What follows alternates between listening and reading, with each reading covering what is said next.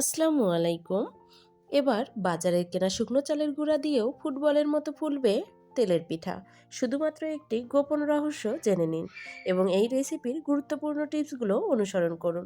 যদি আপনি ফুটবলের মতো তেলের পিঠা তৈরি করতে চান, তবে লাইক দিয়ে সম্পূর্ণ ভিডিওটি দেখে ভিডিওর গুরুত্বপূর্ণ টিপসগুলো অনুসরণ করুন। তাহলে চলুন রেসিপিটি শুরু করে দেই। তেলের পিঠাগুলো তৈরি করার জন্য আমি প্রথমে নিয়ে নিব বাজার থেকে কিনে আনা শুকনো চাউলের গুঁড়া। আমি শুকনো চাউলের গুঁড়া নিয়ে নিলাম 3 কাপ পরিমাণ।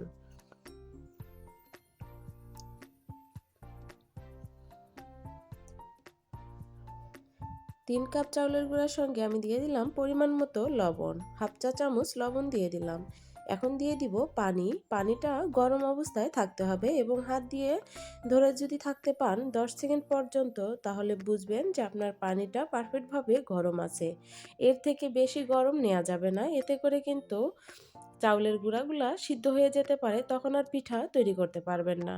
আবার এর থেকে ঠান্ডা হলেও এর যে আঠালো ভাবটা সেটাও আনতে পারবেন না। এবার আমি আবারও 1 কাপ পানি নিয়ে নিলাম, সেখান থেকে অল্প করে করে পানি দিয়ে আমি ব্যাটারটা তৈরি করে নিব। একবারেই বেশি পানি দেওয়া যাবে না, একবারে বেশি পানি দিলে ব্যাটারটা খুব ভালো হবে না। এবার অল্প করে করে পানি দিয়ে একটু ধৈর্য সহকারে এভাবে মেখে নিব। আমি আবারও 1 কাপ পানি নিলাম, সেখান থেকে অর্ধেকটা দিয়ে দিলাম, দিয়ে খুব ভালোভাবে আবারও মেখে নিব।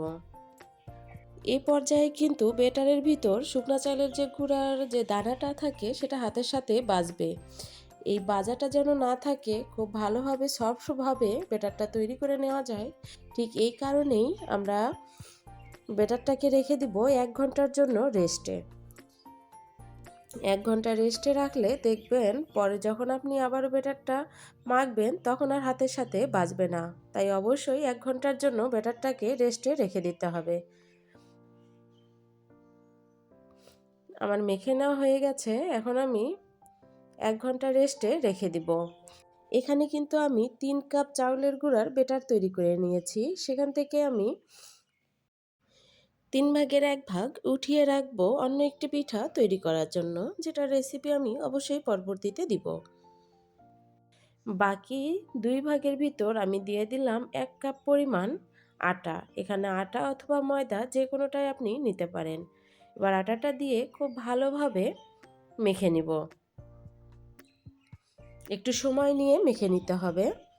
এখন দিয়ে দিব গুড়। আমি এখানে 1 কাপ গুড় দিয়ে দিলাম। এই গুড়টাও একই তাপমাত্রার হতে হবে, অর্থাৎ পানি যেভাবে নিয়েছি গুড়টাকেও সেই একই তাপমাত্রার নিতে হবে। অর্থাৎ গুড়ের ভিতর আঙুলটা দিয়ে যদি আপনি 10 সেকেন্ড পর্যন্ত দিয়ে রাখতে পারেন, তাহলে বুঝবেন আপনার গুড়টা পারফেক্টভাবে গরম আছে।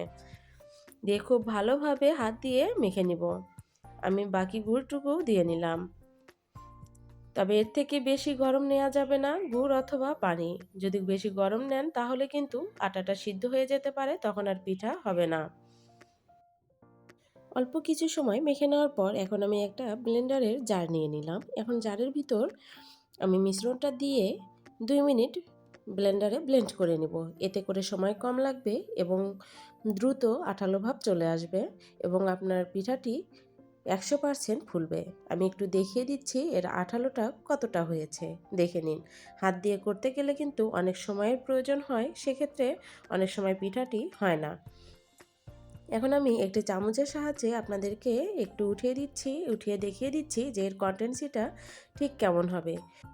বেশি ভারীও হবে না এবং পাতলাও করে নেওয়া যাবে না। এখন আমি চুলায় একটি কড়াইয়ের ভিতর তেল দিয়ে তেলটাকে আমি 5 মিনিট একদম লো হিটে রেখেছিলাম। তারপর আমি এর ভিতর দিয়ে দিলাম ব্যাটারটা। তেলটা যদি আপনার বেশি গরম থাকে সেক্ষেত্রে কিন্তু পিঠাটা জড়ো হয়ে আসবে, পিঠাটা হবে না। তাই তেলটা অবশ্যই পারফেক্টভাবে গরম থাকতে হবে, খুব বেশি গরম করা যাবে না। আর আপনার ব্যাটারটা ঘন হয়েছে, পিঠা হচ্ছে না, সেটা কিভাবে বুঝবেন? যদি তেলে দেওয়ার পর দেখেন যে পিঠাটা মোটা হয়ে উঠতেছে, তখন বুঝবেন যে আপনার ব্যাটারটা একটু ঘন আছে। তখন সামান্য কিছু পানি দিয়ে একটু পাতলা করে নেবেন। খুব বেশি পাতলা করা যাবে না। যদি খুব বেশি পাতলা করেন তাহলেও কিন্তু তেলের ভিতর দিলে পিঠাটা জড়ো হয়ে আসবে, তখনও হতে চাবে না। জড়ো হয় মূলত 2টি কারণে, একটি তেল বেশি গরম হলে, অন্যটি পিঠার ব্যাটারটা পাতলা হলে। আমি আপনাদের বোঝার সুবিধার জন্য ডিটেলসই ভালোভাবে বুঝিয়ে দেওয়ার চেষ্টা করেছি। আমি জানি না আপনাদেরকে কতটুকু বোঝাতে পেরেছি।